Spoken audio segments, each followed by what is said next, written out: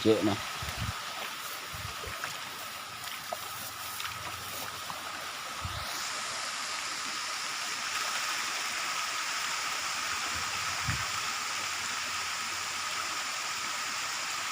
Tak nyokar jangan aja kewari orang lah siapa membek sawah ni lah.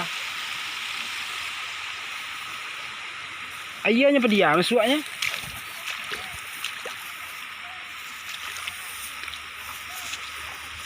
Oi.